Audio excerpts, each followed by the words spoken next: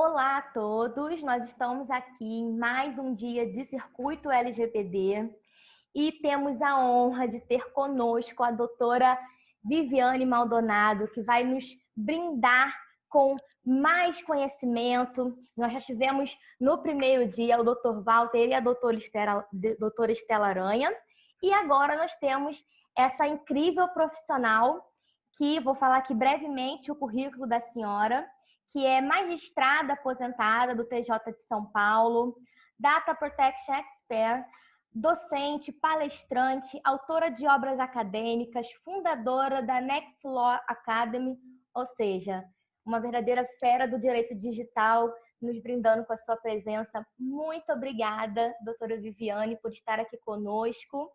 Eu que agradeço o convite, eu agradeço. Eu brinco que eu falo assim, uma das vantagens da gente ser mais velho, né? Essa coisa do currículo longo tem a ver também com o tempo, né? Porque uma pessoa muito novinha às vezes não consegue fazer tanta coisa. Então, não é um pouco é o crédito, mas um pouco é porque na vida, né, da gente dá para fazer bastante coisa. Mas é um prazer, eu realmente, nos últimos anos, eu tenho me dedicado como você comentou, né? Eu fiquei na magistratura, né? Trabalhei 25 anos no TJ de São Paulo. Em 2018, eu costumo dizer que é o ano da proteção de dados, né? Quando o GDPR veio, né? Com todo o seu vigor, né? E aí eu, por uma feliz coincidência, foi o ano que eu reuni todos os requisitos para poder me aposentar. E hoje, realmente, eu trabalho full time, né? E eminentemente na parte da educação. Como você também mencionou, agradeço. Eu tenho hoje minha empresa de treinamento, né? Ela iniciou como uma primeira escola 100% online, né? Da parte de proteção de dados, justamente com o intuito que está muito alinhado ao intuito de vocês, que é conseguir propagar o conhecimento. Eu já fazia online antes da pandemia, né? Então a ideia era, de fato, levar o conhecimento, porque a gente sente que muitas vezes o conhecimento em vários temas e também na proteção de dados acaba ficando muito restrito para o ambiente, né? São Paulo, Rio, né? E pessoas, às vezes, de outras regiões acabam não tendo acesso. Então, o intuito foi, de fato, esse, e é sempre um prazer estar falando sobre esses temas. O prazer é todo nosso em ter a senhora aqui conosco. Então, nessa pandemia ficou até fácil, né, se adaptar, porque a senhora já vinha nessa caminhada de propagar conhecimento aí na internet de forma online, né? A gente está vivendo um momento que todo mundo precisou adaptar de alguma maneira, né? Eu trabalhava com cursos pré-gravados, né? Em Sim. estúdio, com produção, e aí eu também me adaptei, porque hoje eu tenho os meus programas e são todos dados, né, ao vivo e a cores. Sim, Então, sim. eu não tenho como estúdio fechado, esse tipo de coisa, né? É assim, mas enfim, mas de todo modo, eu acho que a educação, né, digital, ela é sempre um aspecto positivo, é uma alavanca mesmo, porque você consegue alcançar mais pessoas em termos de dispêndio de tempo, de dinheiro, né? A pessoa não tem como ficar, vai pegar um avião, vai ficar 5, 6 noites de hotel em outro lugar, deixar o trabalho, deixar a família. Então, eu acho que a pandemia, nesse aspecto, vai realmente consolidar essa ideia, né, da difusão do conhecimento, né, seja gratuito ou não, mas enfim, no sentido de poder chegar a mais pessoas, né? Com certeza, sem dúvidas, que no meio de tantas coisas negativas que infelizmente vem acontecendo, que fica esse aprendizado para todo mundo, né? Exatamente. Bom, doutora, sem mais delongas, vou deixá-la discorrer sobre o tema. E Tá quem bom. vai iniciar fazendo algumas perguntas é a doutora Larissa Carneiro, que é a nossa vice-presidente. Então, doutora Larissa, assuma, fique à vontade. Olá a todos, muito obrigada, doutora Viviane Maldonado, por estar aqui com a gente. Nesse time que formamos para o nosso circuito LGPD, sem dúvida alguma, a senhora não poderia estar de fora dessa equipe. Para começar, obrigada a você. Para começar, eu queria perguntar a respeito da importância do DPO no processo de proteção de dados, né? O que seria a figura do DPO e qual o papel dele, né, na formação e no processo de implementação de proteção de dados? Uhum. Quem é meu aluno, quem assiste as minhas trilhas, sabe que quando tem uma pergunta eu gosto de dar uma contextualizada, porque quando a gente responde às vezes sim ou não, né, a gente potencialmente tem sempre pessoas de níveis, né, de conhecimento diferentes, né, na proteção de dados.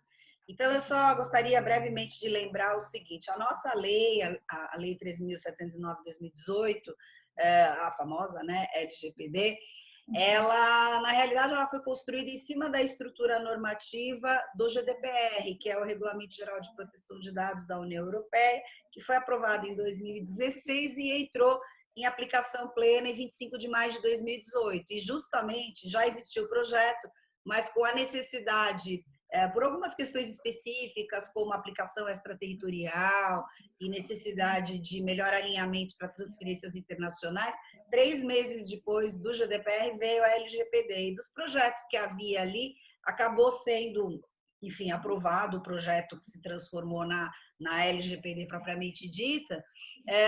De todos eles, era o projeto que era mais parecido mesmo com o GDPR. E por essa questão de que a construção da LGPD foi em cima do GDPR, nós importamos essa mesma figura do DPO do contexto europeu para o contexto brasileiro. Mas o DPO na Europa, ele também não nasceu com o GDPR, ele já era previsto anteriormente, desde 1995, que havia uma diretiva, que é uma diretiva número 46, que o pessoal chama de diretiva 9546, porque é 46 do ano de 95, né? Que já previa essa figura, né? Do DPO, que é o Data Protection Officer, que é a terminologia em inglês, e que para português de Portugal, porque Portugal faz parte da União Europeia, foi traduzido por encarregado, né? E aqui nós, então, também trouxemos essa figura do encarregado, já que o GDPR replicou essa figura, dando continuidade à diretiva, né?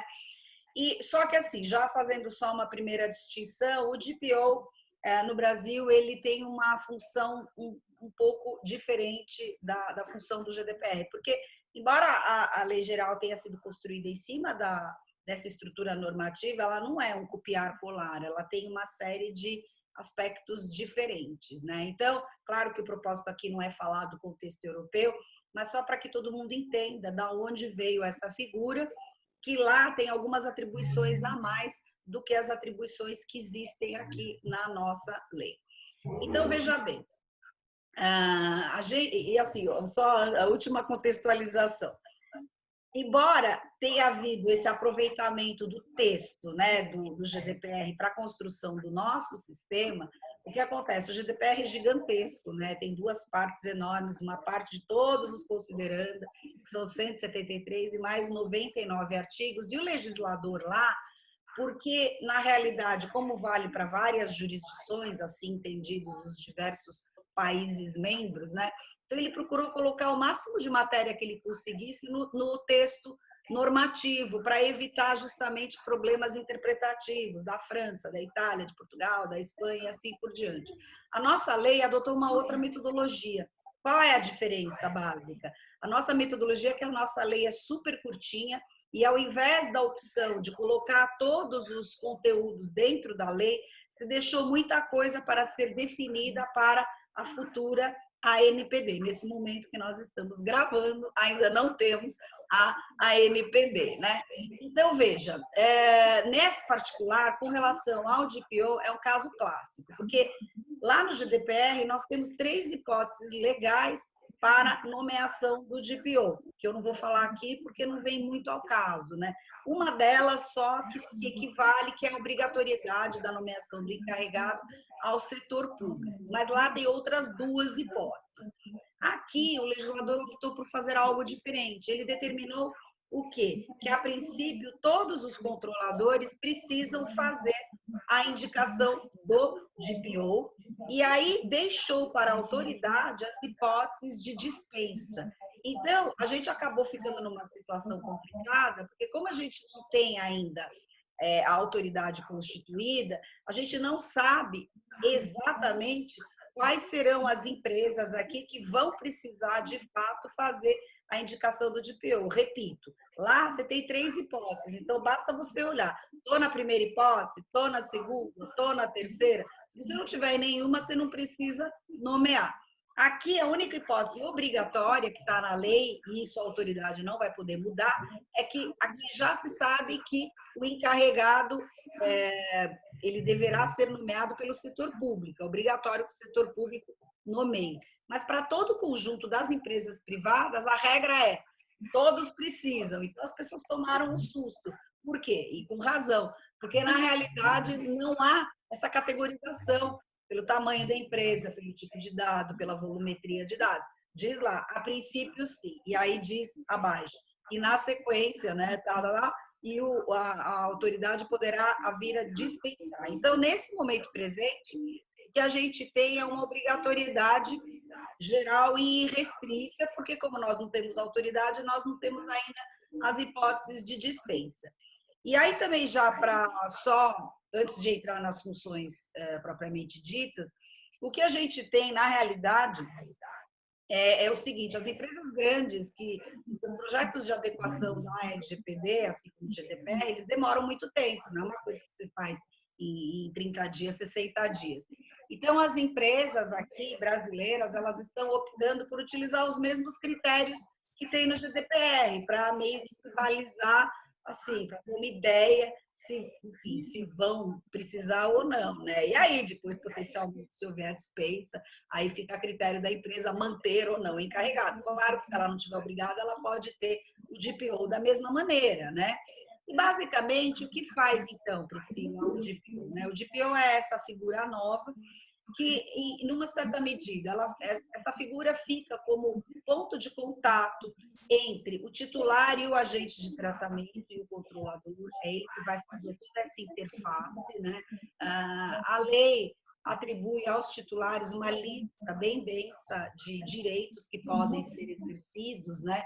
E quem vai tocar, entre aspas, todo o processamento desses pedidos, em muitos casos, é lógico, empresas grandes precisam automatizar esses processos.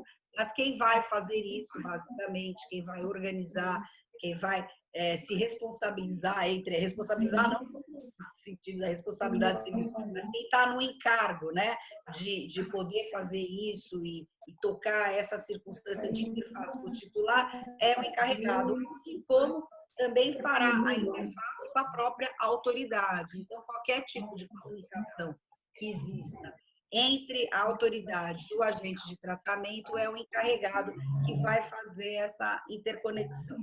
E aí, lá no GDPR, é mais clara a atribuição dele ser o responsável pelo próprio cumprimento da legislação e pelo próprio processo de adequação. Mas aqui, por um paralelismo, vamos dizer assim, e como as empresas precisam se adequar, então o encarregado aqui, na prática, acaba fazendo mais ou menos a mesma coisa, muito embora a redação não seja rigorosamente a mesma, que seja bem mais branda mesmo, né? Então, o que acaba fazendo o encarregado? Quando a empresa está ainda em fase de implementação, é bastante comum que as empresas já contratem um encarregado e é essa pessoa que vai gerenciar toda essa lógica do projeto de implementação. E é óbvio que ele não vai fazer sozinho, porque, embora a gente fale, né, porque o mundo ideal não existe, porque o encarregado deveria ser uma super pessoa que tem todas as competências, que ele conheça profundamente a interpretação normativa, né, do ponto de vista da perspectiva jurídica, que ele conheça de forma profunda as questões relativas à segurança da informação, que ele conheça de forma profunda as questões relativas a processos e gestão.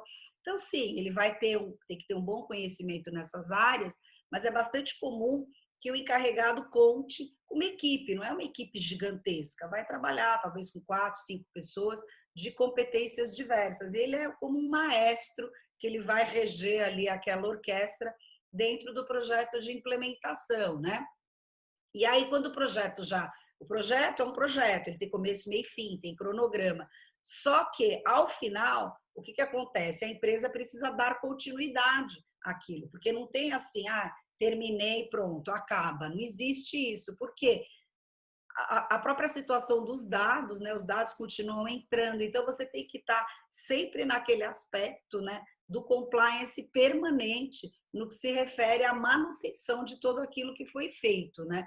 E aí é o encarregado que vai também assegurar essa questão, né? Então, assim, basicamente é esse o quadro. Lá no GDPR é um pressuposto muito explícito da legislação a independência funcional perante o corpo diretivo da empresa, né? Então, é como se tivesse assim aquele organograma da empresa e o encarregado tivesse ao lado, ele não entra ali numa estrutura de subordinação. Aqui, a nossa lei, que acabou tropicalizando, né, algumas coisas, coloca que ele deverá atender às instruções do agente. E é uma coisa que, para quem conhece a legislação europeia, estranha um pouco, porque normalmente é o contrário, é o encarregado que deverá dizer para o board, como vamos dizer, uma pessoa que conhece a matéria, o que a empresa deverá fazer ou não, e não o contrário. Tipo, a empresa dizer para o encarregado o que ele tem que fazer. A pressuposição na Europa é rigorosamente essa. Você me contratou para eu dizer para você o que deve ser feito. Aí, se a empresa vai fazer ou não, são outros 500. Mas é ele que vai chamar a atenção para os pontos problemáticos, para as implicações, para os processos que sejam mais adequados. Então, como tudo isso ainda precisará, né, de uma luz da autoridade, o que a gente pode falar no momento é basicamente o que a própria lei prevê e fazer um pouco esse comparativo com base na redação, né? E assim, em termos de oportunidade de trabalho, né, muitas pessoas hoje buscam bastante, né, certificações e tudo mais. E sim, é um cargo que está sendo procurado, muito embora eu não goste de enganar as pessoas. Muito, eu coordeno curso de Data Protection Officer, não é a maravilha em termos salariais aqui no Brasil, como as pessoas acham, não sei o quê, né? Sim, é um cargo super relevante, mas ele também agrega muitas responsabilidades e é um cargo bastante trabalhoso mesmo, né? As pessoas têm um pouco, eu brinco, que falo, tem um pouco de fixação com essa coisa de ser encarregado. É ótimo, é muito bom, mas é um emprego como outro qualquer, né? Não é nada tão extraordinário, né? Assim e tal. Sim, vai ser muito bom para quem já tinha algum contato prévio ou com, enfim, com os temas da proteção de dados ou quem já trabalhava na segurança da informação, mas é bom lembrar que é um trabalho árduo, né? É um trabalho permanente, é um trabalho complexo, porque muitas vezes o encarregado ele visualiza uma série de problemas, aí vamos supor, se isso implica em alocação de recursos, a empresa às vezes não quer gastar, então você acaba tendo uma série de questões que o mundo não é perfeito. Mas basicamente esse assim seria o quadro geral, Larissa, do que daria para comentar sobre isso, né? Com certeza. Muita gente tem falado, tem buscado esses cursos e certificações a respeito, justamente esperando que quando, né, entrar em vigor e tudo mais, consigam, tendo já a certificação, atuar como DPO, até porque será necessário, a gente ainda não sabe, né, na prática, como é que vai ser o papel exatamente, quem vai, quais empresas vão precisar ou não, mas, de fato, vai ter essa demanda, o mercado vai ter essa demanda e a necessidade já está próxima, né, da lei. Pois é. Vou fazer mais uma pergunta, que seria a respeito do Comitê de Privacidade e de Proteção de Dados Pessoais. Dentro do processo de implementação, qual a importância da criação do comitê? Eu queria que a senhora falasse um pouco a respeito desse comitê para a gente.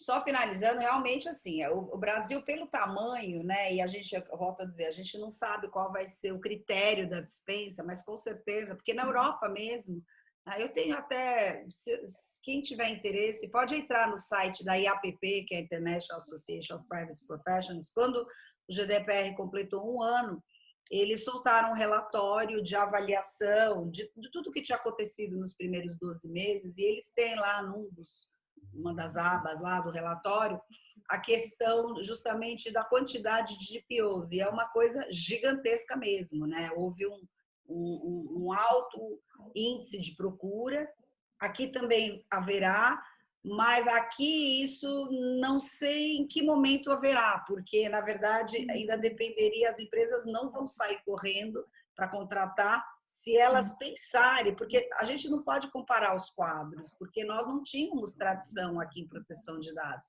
E aqui o empresário ele vai pensar assim, meu Deus, por que eu vou contratar esse profissional e se amanhã a autoridade me dispensar?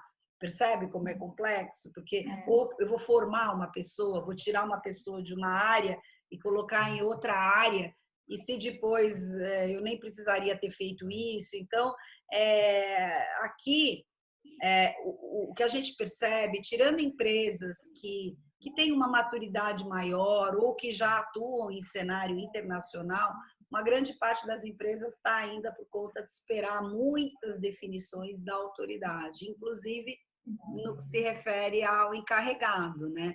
Mas, com certeza, os profissionais que gostam e que pretendam trabalhar como encarregados, né, é evidente que eles têm que se preparar para isso, né, do ponto de vista de formação. Como eu falei, eu mesma coordeno cursos, né, a respeito disso, então, sim, tem muitos cursos no mercado, muitas certificações de todos os tipos, né?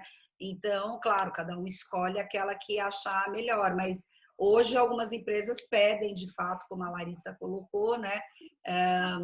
Elas colocam como elemento desejável, né? Algumas certificações em especial. Então, é um momento que, embora ainda vá demorar um pouco, mas para quem quer chegar nisso, quem sair na frente vai conseguir reunir vamos dizer assim, um conjunto melhor, né, de atributos. E sobre o comitê, na verdade, o comitê ele pode ser feito de várias formas diferentes, né, dentro da empresa. Existem empresas justamente que não nomeiam o DPO e quem faz, às vezes, dessa verificação toda da conformidade é justamente o próprio comitê, né? Os comitês não são grandes, eu puxo pelo exemplo da Europa, porque eu conheci muitas empresas grandes lá dentro, sob essa perspectiva. Os comitês são pequenos, como eu disse também, grupos de 4, 5 pessoas, e são grupos multidisciplinares. Normalmente, nunca são pessoas só do jurídico ou só da segurança da informação. Na verdade, o interessante é essa pluralidade de competências, porque cada um enxerga a coisa por um lado, né?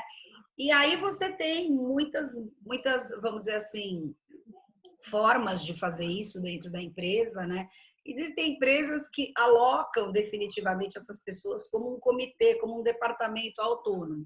Outras empresas não. Elas pegam pessoas de departamentos e fazem uma nomeação adicional e cada um fica lá. A pessoa lá do RH, ela faz parte do comitê. O advogado está lá no jurídico, ele faz parte do comitê. Ele não deixa as atribuições dele, porque o comitê é diferente do encarregado. Você pode ter essa acumulação de funções do ponto de vista de você não ser uma pessoa independente, né? Na Europa teve uma decisão assim relativamente recente, um mês e pouco atrás, sobre esse problema justamente da vedação do encarregado acumular funções operacionais, outras funções operacionais dentro da empresa, em razão justamente dessa pressuposição de uma certa independência, o que não acontece, logicamente, com uma pessoa que seja alguém alocado dentro de um determinado departamento, com chefia, com ordens para serem seguidas, tal. Para o comitê não se exige necessariamente essa independência, e a lógica qual é? Existem comitês que tocam o projeto de implementação e existem comitês que acompanham quando isso, normalmente eles são formados durante o processo prévio, né? Quando a empresa ainda vai passar pelo processo de implementação, e se ela optar por contratar uma consultoria externa, por exemplo, as Big Four fazem consultoria, assim como hoje tem muita gente. Então, se a empresa não quiser ela ter esse trabalho, ela pode, lógico, vai depender do tamanho, da capacidade financeira, ela pode contratar alguém para fazer a implementação. E aí, normalmente, nesse caso, é também formado um comitê como uma maneira de fazer um acompanhamento, auxiliar, ser a ponta dentro da própria empresa com relação a todas as atividades, né, que são, enfim, inerentes ao projeto de implementação. E, na sequência, a mesma coisa. Porque o encarregado, a contratação dele também pode se dar de várias formas. O encarregado ele pode ser contratado para tocar o projeto de implementação, ele pode ser contratado para ficar ao lado de uma consultoria que vai prestar o projeto de implementação, considerando que a empresa já esteja implementada. Ele pode ser contratado pela própria empresa para integrar enfim, a empresa ficar lá full time à disposição, ou a empresa pode terceirizar também a figura do encarregado, que na Europa é chamada como DPO as a Service, né? Então, você vai pagar um X por mês para aquela pessoa, mas não é uma coisa para inglês ver, só para você considerar lá que você tem a obrigatoriedade. Ele, de fato, trabalha, só que não num regime de exclusividade. Então, ele tem a agenda dele, vai 2, 3 vezes por semana, por algumas horas, ele vai fazer essa avaliação, esse acompanhamento permanente. Sempre cai no mesmo aspecto, né? Que é a garantia de que tudo está feito de maneira correta dentro da empresa. Porque as legislações de proteção de dados, elas são muito curiosas. Tanto o GDPR quanto a LGPD. Diferente de outras legislações, que você não vê isso assim de uma maneira tão evidente, é um conjunto muito grande de regras, de princípios, de fundamentos, de requisitos, tem muitas normas, e o descumprimento dessas normas por si só, mesmo que não tenha nenhuma outra consequência, isso já é considerado uma violação da lei, passível do quê? Passível da aplicação de uma sanção, né? Então, essa é a importância, porque ele tem que estar olhando o tempo inteiro essa conformidade à legislação, mesmo que não tenha acontecido nada, mesmo que não, entendeu? Ele tem que estar olhando o tempo todo se isso está correto, se isso não está correto, porque qualquer coisa que esteja incorreta, mesmo que não tenha aparentemente gerado nenhum tipo de risco, dano maior, isso potencialmente já coloca a empresa numa situação delicada. E só para finalizar, por exemplo, uma das Big Four, que é a PwC, da Grécia, ela foi multada e foi uma coisa bastante ruim para ela em termos reputacionais, porque ela, como uma grande empresa de consultoria que presta, né, esse tipo de serviço, enfim, para as empresas lá da Grécia, e a Grécia faz parte da União Europeia, logo está submetida ao GDPR, ela acabou sendo multada por quê? Você diria, por quê? Vazou alguma coisa Não, ela foi multada porque houve um erro conceitual básico na atribuição da base legal dos dados dos empregados, que deveriam estar alocados no contrato, e uma boa parte desses dados estavam alocados no consentimento. Então, houve um erro. Então, são justamente esses detalhes, que não são detalhes, que são a essência, né, o espírito da lei, que o encarregado tem que estar olhando para ter a certeza de que está sendo feito de maneira correta. Perfeito, doutora Viviane. Muito obrigada. Sem dúvida alguma, é um papel muito grande. A responsabilidade deles é maior ainda, né? Vou passar, então, a palavra para a doutora Jéssica e, em seguida, vai falar a nossa secretária-geral, a doutora Gisélia Cirne, e vai continuar com as perguntas. Legal. Isso, seu vídeo tinha dado uma travadinha, Lari, aí eu ia continuar aqui, mas que bom que voltou. Bom, estava agradecendo a doutora Viviane por essa explanação inicial, como sempre, incrível.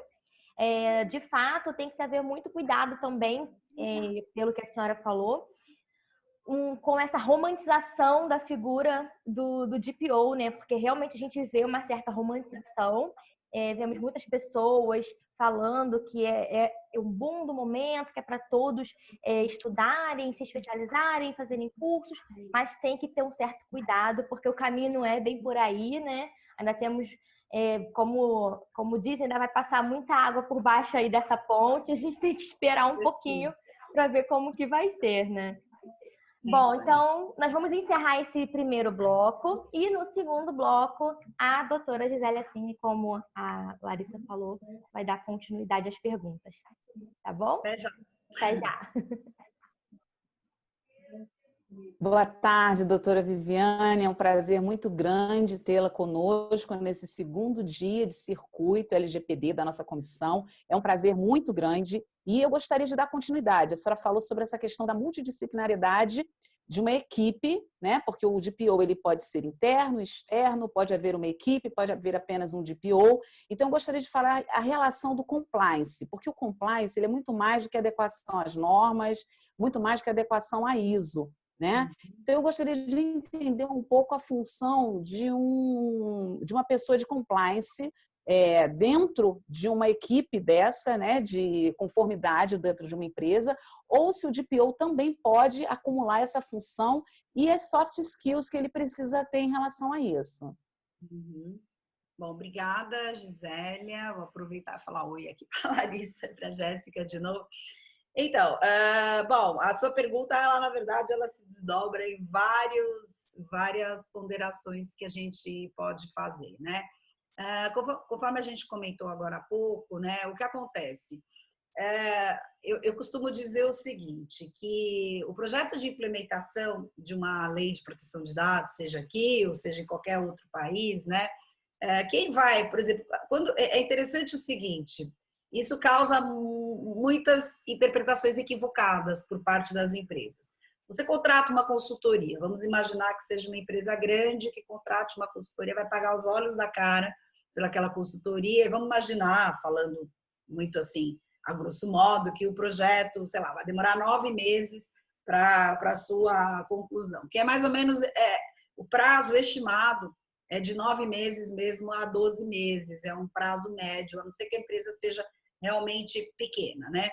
E é muito curioso, porque normalmente, e aquilo é um projeto, é como eu falei, então aquilo tem fases, tem etapas, tem tarefas, aquilo está tudo planilhado. Às vezes os pagamentos que o cliente faz a esse terceirizado, eles dependem justamente do cumprimento de etapas, eles vão sendo liberados. Então, ele é um projeto com começo, meio e fim, né? Normalmente é assim que funciona.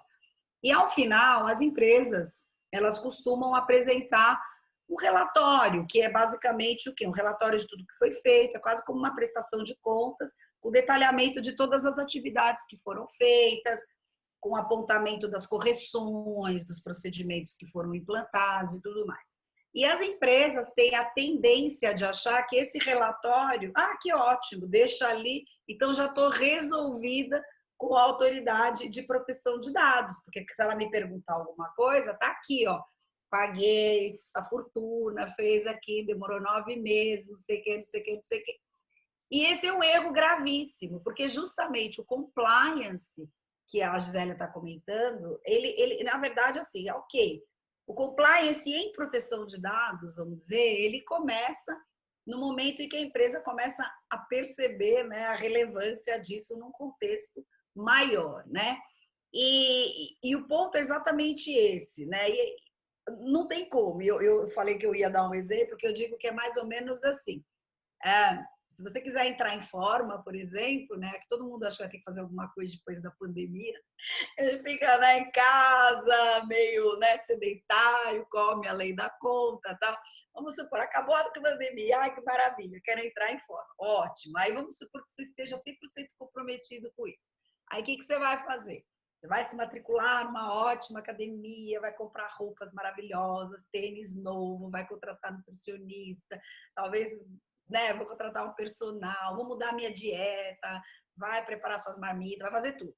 Aí vamos supor que você fala assim, eu quero, em um ano eu quero estar assim, uma perfeição. Vamos supor que você consiga, né? Vai da força de vontade de cada um. Vamos supor que você consiga. Quando você terminar, em um ano, você fala, meu Deus, você olha no espelho e você fala, eu me amo, tá? Uma coisa linda, maravilhosa. Aí você fala assim, agora chega. O que você acha que acontece 3 meses depois? Entendeu? Tudo volta, tudo. E eu digo que os dados nesse ponto, nesse particular, não entendam errado, eles são como as calorias, eles continuam entrando ali e você tem que saber para onde elas vão, o que você vai fazer, o que vai reter, o que não vai reter e tudo mais, né? Então, é justamente esse trabalho, quando você atinge um estado que você considera que é. Aí você tem que utilizar todos os recursos para assegurar que esse bom estado vai permanecer, porque senão não adianta nada você ter gasto rios de dinheiro, seja lá com o seu projeto 2021, seja com o projeto da proteção de dados, se daqui a 6 meses, por exemplo, passar por uma auditoria, alguma coisa assim, você falar, bom, o passado já era, olha a sua situação, não está boa. Então, o ponto é esse. E o compliance entra muito nessa perspectiva. E outra coisa interessante, as pessoas falam muito de compliance, sei que a gente não pode confundir o compliance tradicional, que veio do ponto de vista dos controles inerentes, principalmente ao cometimento de ilícitos ou de procedimentos antiéticos dentro da empresa, né? Esse é um compliance específico. Nós temos o compliance da proteção de dados propriamente dita, né? Que é o quê? Nada mais é compliance, se você for traduzir assim, de uma maneira muito simplista, significa conformidade. Então, na verdade, quando a gente fala compliance em proteção de dados, não tem relação com aquele compliance que a gente, né, que também antigamente não existia, e aí depois veio um boom sobre o compliance, hoje, sim, super relevante também, é a mesma coisa, tem cursos de compliance, tem o compliance officer, tem hoje departamentos de compliance, mas esse compliance não é o compliance em proteção de dados, são escopos completamente diferentes, né? E quando a gente fala compliance em proteção de dados, a gente está se referindo a essa garantia da própria conformidade permanente. Basicamente, seria essa a interpretação, né? Pelo menos a interpretação que eu tenho como mais correta. E justamente por conta de se tratar de... São universos... terminei de assistir Dark ontem.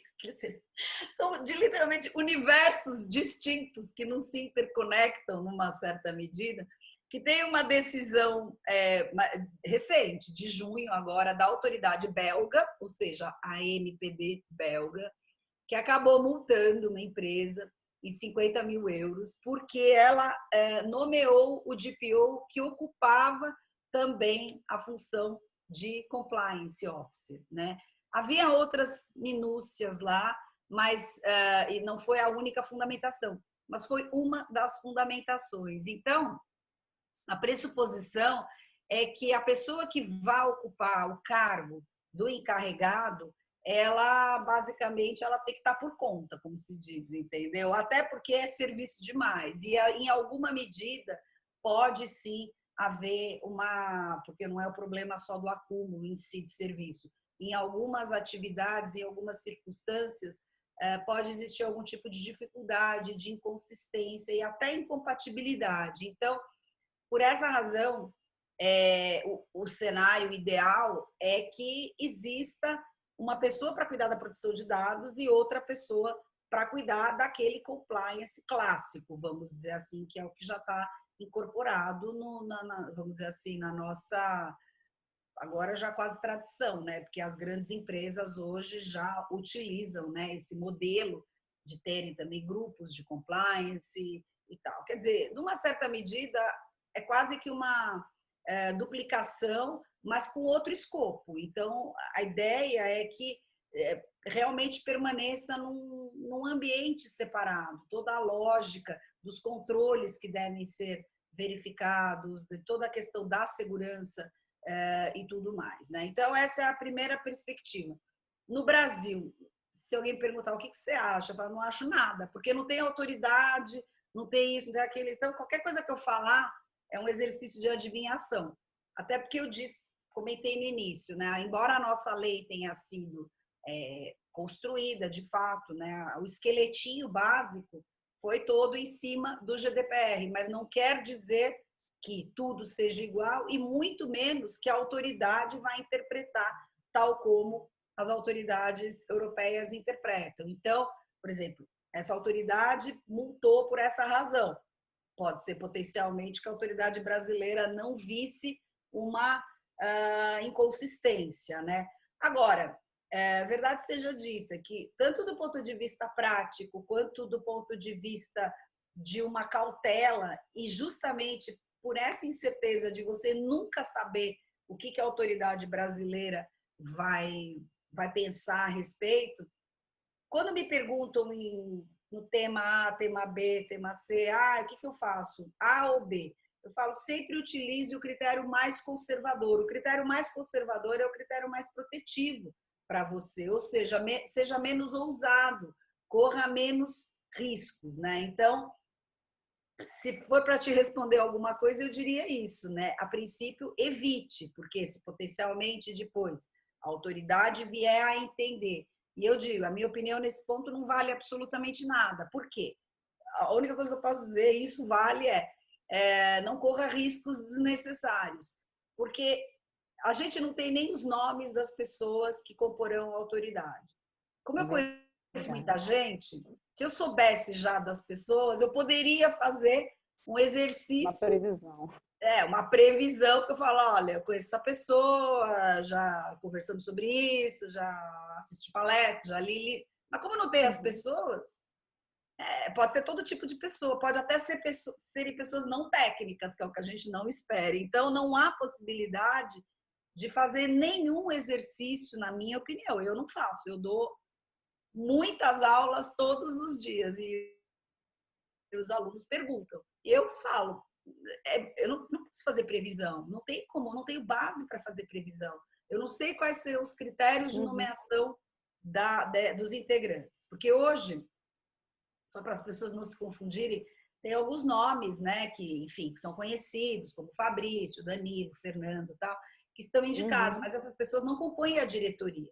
São componentes do conselho, foram indicados pelo Senado, pela Câmara e assim por diante. E tem gente indicada pelo Ministério Público. O conselho é um órgão integrante da NPD. Mas o ponto que está encalacrado é a nomeação dos 5 diretores. E isso é uma prerrogativa do Executivo Federal e esses 5 diretores se submeterão, inclusive, a uma sabatina. O que é super problemático na seguinte perspectiva. A nossa lei pode entrar em vigor agora em agosto de 2020 ou pode entrar em vigor em maio. E a gente já sabe que tem, com relação a outros diretores de outros órgãos, de outras agências que precisam ser sabatinados, já tem um delay, já tem uma fila de espera. Então, ou passaria na frente, ou a lei potencialmente poderia entrar em vigor sem essa nomeação desses diretores. E como a gente não tem a menor ideia, aí se torna mais difícil, Gisele, dizer como é que eu vou saber como a autoridade vai interpretar, entre tantas coisas, essa questão da acumulação, né?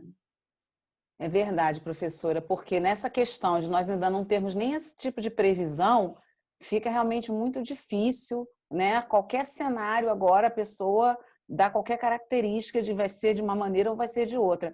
Mas tendo em vista a necessidade de implementação da LGPD dentro de qualquer empresa, independente do tamanho dessa empresa, se seja uma pequena empresa, uma grande empresa, uma multinacional, é possível que setores de compliance, né, que vão precisar se utilizar principalmente das soft skills, eles consigam coadunar com outro setor de DPO de uma empresa externa, porque pode ser que a empresa já tenha um plano de compliance implementado ali, e eles possam contratar um DPO externo, a depender do tamanho da empresa.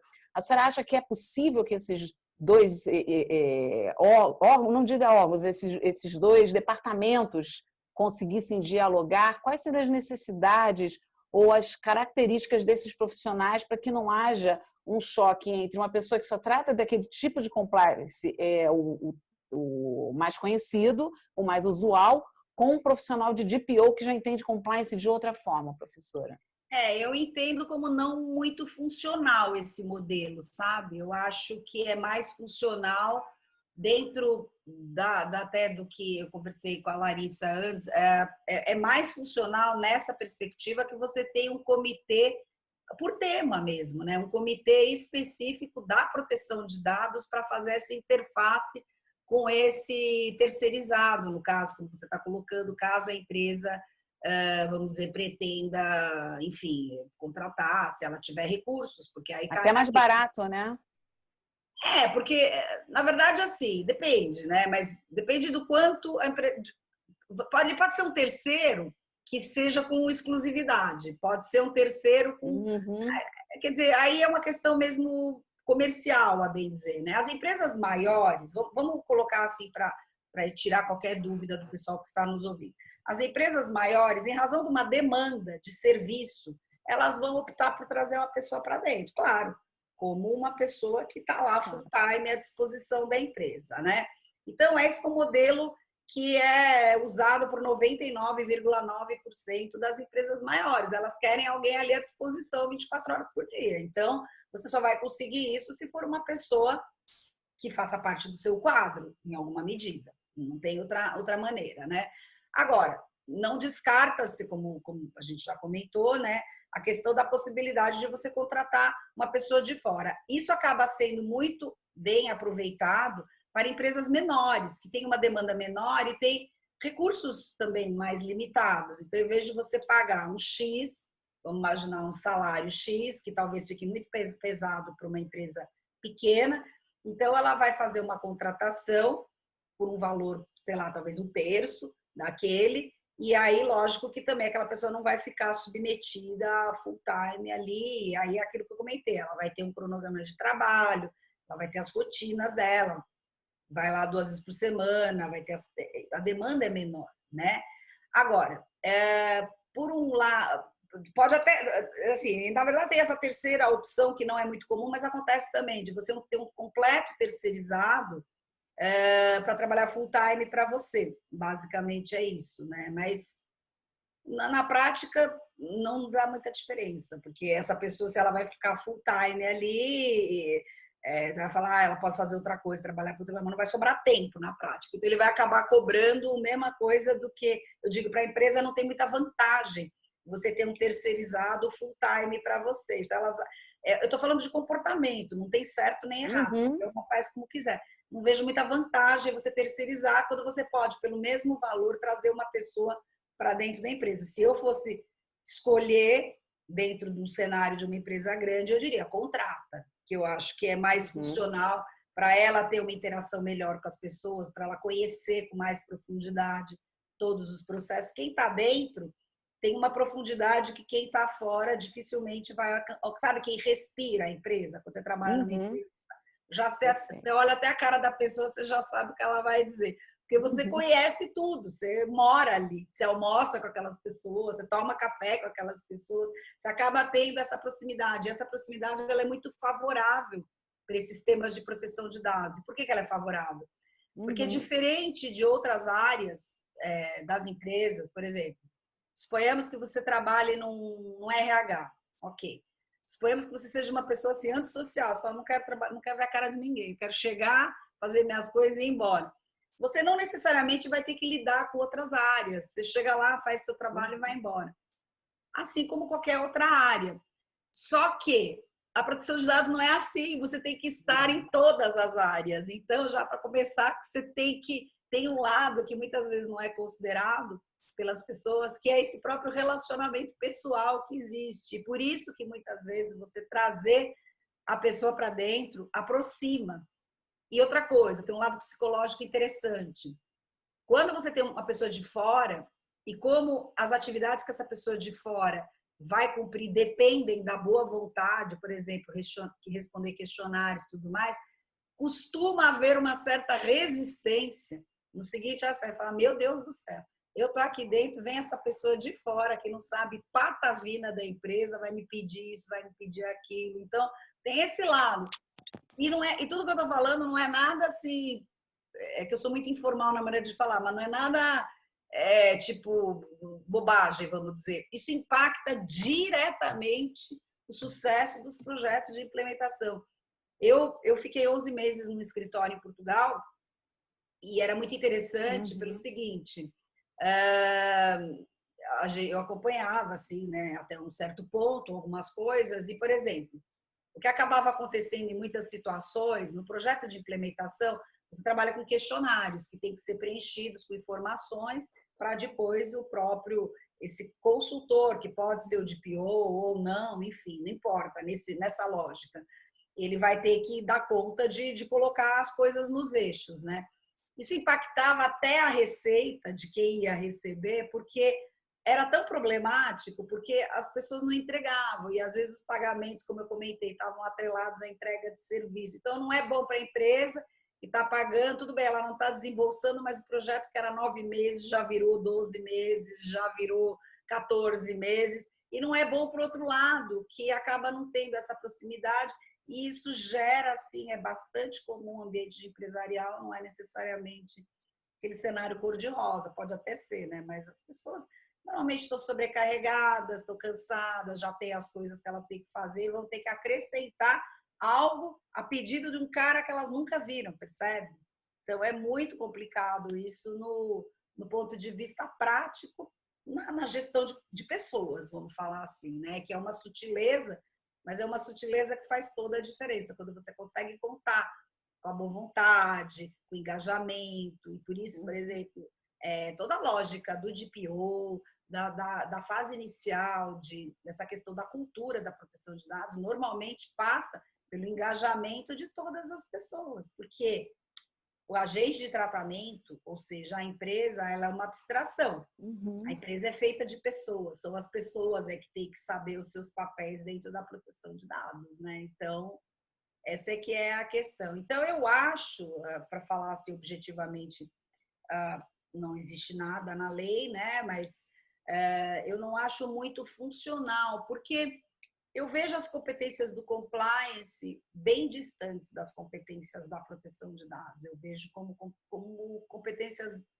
Elas, não quer dizer que um compliance officer não possa incorporar o conhecimento, estudar, mas isso vai demandar um tempo para atingir um bom nível de especialização. Não é uma coisa automática, porque um bom nível de profundidade de proteção de dados é uma coisa que você precisa, no mínimo, de uma maneira muito engajada e consistente, eu diria assim, para falar bem por baixo, e estudar todo dia, no mínimo uns 2, 3 anos, para você chegar a ter um nível que você fala, putz, eu banco isso, entendeu? É muito complexo, não é um curso de 4 horas, não é um curso de 16 horas, não é um curso, eu dou curso de 30 horas, não é o curso de 30 horas, isso são elementos que são direcionadores.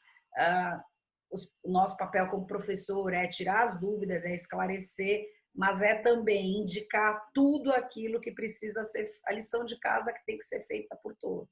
Não tem como. Os profissionais que eu conheço, eu estudo privacidade desde 2001. Então, é muito tempo, né? Já são o quê? 19 anos, né? Então, o ano que vem completa 20 anos que eu estudo privacidade, de uma maneira sistemática, né? E o que eu percebo, por exemplo, depois de 2016, quando teve a aprovação do GDPR, muita gente começou a estudar. E em 2017, a gente não tinha nada ainda de proteção de dados, né, aqui no Brasil. Antes ainda da aplicação plena do GDPR, eu lancei um curso de GDPR por uma parceria feita com a escola do Renato Opsi-Blum. Nós lançamos, o curso era projeto meu. Nós formamos na época, entre 2017 e 2018, talvez uns 800 alunos, mais ou menos, em GDPR, né? Então, vamos considerar assim, isso foi, exatamente, 2017. Os alunos que nós tivemos naquela época, entre final de 2017 e começo de 2018, essas pessoas hoje estão numa condição muito boa, entendeu? Não todos, né? Não conheço todos, óbvio, mas assim, eu sei de muitos que estão em condições muito boas, mas isso foi um processo de amadurecimento, percebe? Elas começaram antes, elas mergulharam, elas fizeram as melhores escolhas, estudaram, porque para você conseguir, você tem que consumir literatura, seja os livros que estão no Brasil, mas os livros não são suficientes. Você tem que mergulhar em todos os conteúdos que, aliás, estão disponíveis na internet. Então, que é trabalhoso, muita coisa não é em português. Então, nem tudo você vai ter que comprar, né? Nem tudo você vai ter que... Sim, tem investimento financeiro também. As certificações são caras, os cursos preparatórios para certificações também são caros, né? Normalmente as melhores certificações são em euro ou em dólar, então você tem que considerar o câmbio, às vezes você tem que viajar, fazer coisas fora do Brasil, é caro.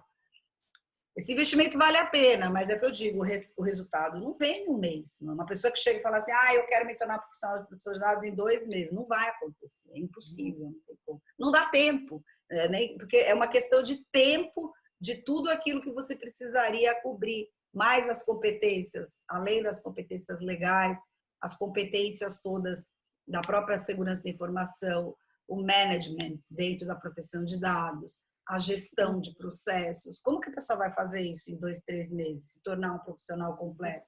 Então, é por isso que eu acho que não é eficiente você pegar uma pessoa que tem outra formação e tentar vamos dizer assim, colocar um patch, né? Colocar ali uma bandagenzinha, Sim. tipo, vai lá, faz um curso de 8 horas, não vai funcionar. Quebra-galho, né, professora? É, um Então, quebra-galho.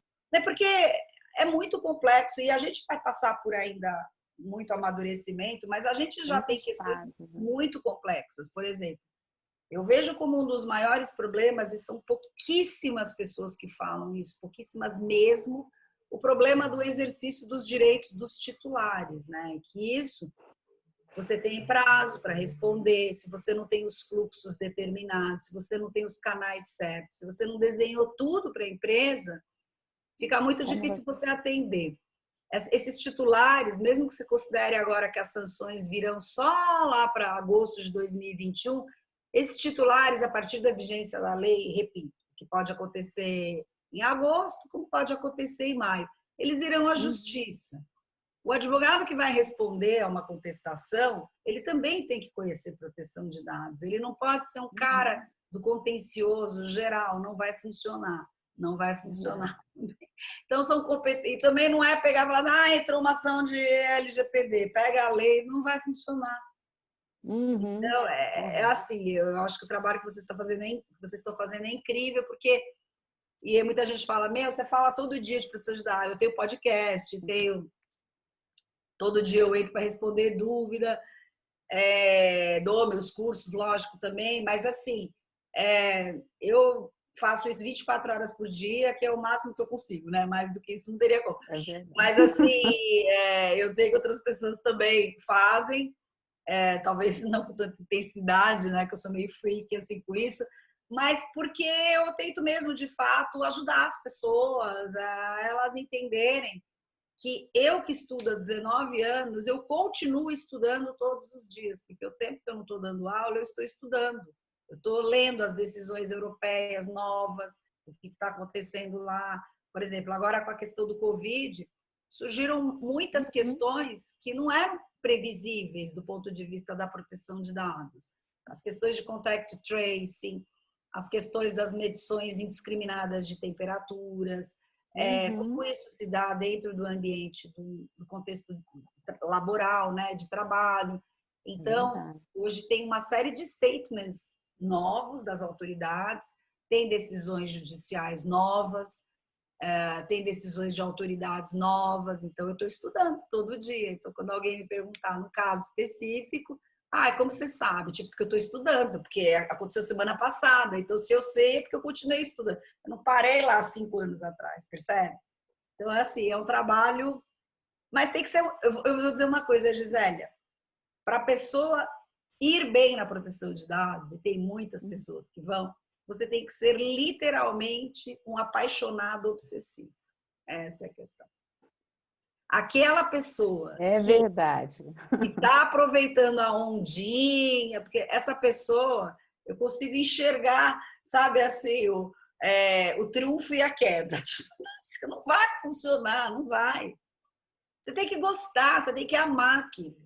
Você tem que respirar por prazer aquilo. Você tem que sentar e devorar porque você ama aquilo. Porque aquilo faz sentido para você, tem uma lógica toda. Então, eu tenho alunos que são piores do que eu, você não tem ideia do que eles fazem. Assim. Eles copiam textos em cadernos para memorizar. Eu falo, gente, vocês estão enlouquecendo. Não, mas a gente gosta. Não, tem coisa que você fica... Mas entendeu? Mas essas pessoas, eu acredito nelas. São as pessoas que cada um tem entenderam um que não tem método, atalho, né? que não tem atalho, que você tem que ir acima de tudo, que você tem que gostar, que você tem que ser feliz naquilo, que você tem que fazer por prazer. Se você chegar e falar assim, Querer, né, professora? Querer, né? Que saco, não sei o quê, fala, então escolhe outra coisa, porque aqui te demanda Não, tem que isso querer. permanente, entendeu? Permanente mesmo, né?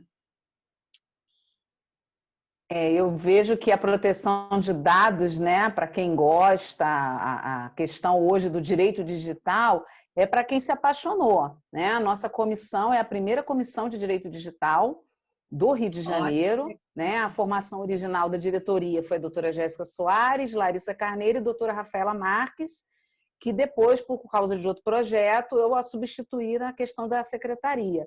E nós vivemos isso, porque nós nos falamos todos os dias e nós estamos sempre ligadas nessa relação de proteção de dados. Nós temos um apoio muito grande da aba nacional, da aba regional. Nós estamos sempre fazendo eventos. Para a senhora ter uma noção, eu sou diretora da ESA aqui de Santa Cruz, né, da 30ª subseção no Rio de Janeiro. Nós vamos fazer agora, a partir da gravação, nós vamos fazer uma outra gravação. Então, assim, em todos os momentos, nós estamos buscando, né, procurar nos aprimorar em relação à questão da proteção de dados. E, para finalizar a pergunta, né, eu vejo que só depois que a ANPD for criada, for regulada, e que vai depender muito do mapeamento de todas essas empresas, do bom mapeamento e de uma boa implementação, para que não somente a LGPD, como as boas práticas, como todas as questões de compliance, elas sejam bem instituídas em cada empresa, de acordo com o seu aporte, de acordo com o seu tamanho. Tá, doutora Viviane? Olha, muito obrigada pela sua atenção, agradeço muito e é uma honra a senhora estar aqui conosco. Imagina, é um prazer. E só gostaria sempre de lembrar o seguinte, a gente fala muito, né, quem é da área jurídica tem sempre aquela tendência de se preocupar muito com a questão das regras, dos princípios, das bases legais, e é verdade, mas é mais do que isso. O que eu digo é que a proteção de dados, se você for olhar a própria lei, você vai enxergar com clareza que ela está construída em 2 pilares. Você tem o pilar normativo, que é o conjunto de regras, de tudo que você tem, e você tem o pilar da segurança da informação, né? Porque não adianta nada você cumprir lá tudo lindo, maravilhoso, e os seus dados estarem vulneráveis, desprotegidos, né? E é isso que te obriga a pensar sempre de uma maneira multidisciplinar, você não pode se apegar a nada. E para você juntar isso, você tem que entender muito bem o processo, a gestão, como você vai fazer. Esses mundos, eles não podem viver de uma maneira... E não tem um mais importante que o outro, sabe, Gisélia? Tem gente que fala assim, não, aqui prepondera o jurídico, ou prepondera... Não prepondera nada. Prepondera que todos têm que trabalhar em colaboração, porque é o único jeito, né? Não tem como. A nossa lei, assim como a lei europeia, são baseadas na questão, tem uma abordagem olhando o risco. É por isso que elas são restritivas, de trabalhar com menor quantidade de dados. Por quê? Quanto mais dados, maior o risco.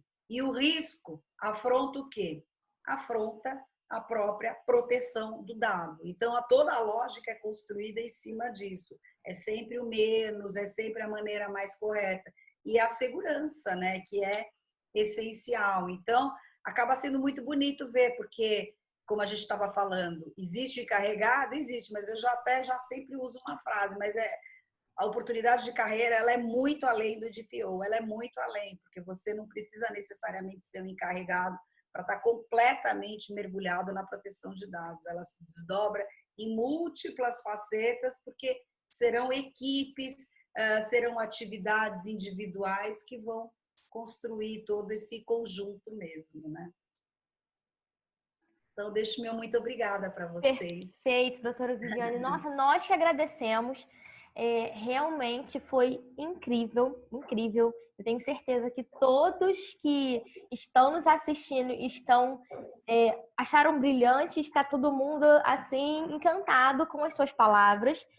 A senhora traz de uma forma muito leve, muito clara todas essas informações e eu tenho certeza de que clareou aí a cabeça de todo mundo que está nos assistindo.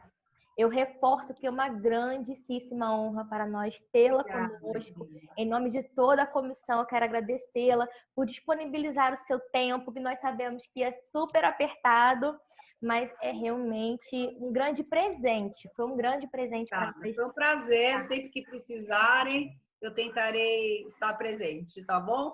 Muito obrigada. Muito obrigada. Tá bom, queridas. Muito obrigada. Um beijo, fique com Deus. Tchau, tchau. Até a próxima. Tchau, tchau, doutora. Obrigada. Obrigada, Larissa, Gisele. Bom, pessoal, nós tivemos a honra de ter a doutora Viviane Maldonado aqui conosco. E continuem acompanhando aqui a maratona, o Circuito LGPD, essa maratona que nós estamos fazendo com vários profissionais incríveis do direito digital. E nós teremos no nosso terceiro dia a doutora Lilian Coelho e o doutor Vitor Prata falando sobre Privacy by Design. Então, sigam acompanhando. Um forte abraço a todos e até o próximo dia.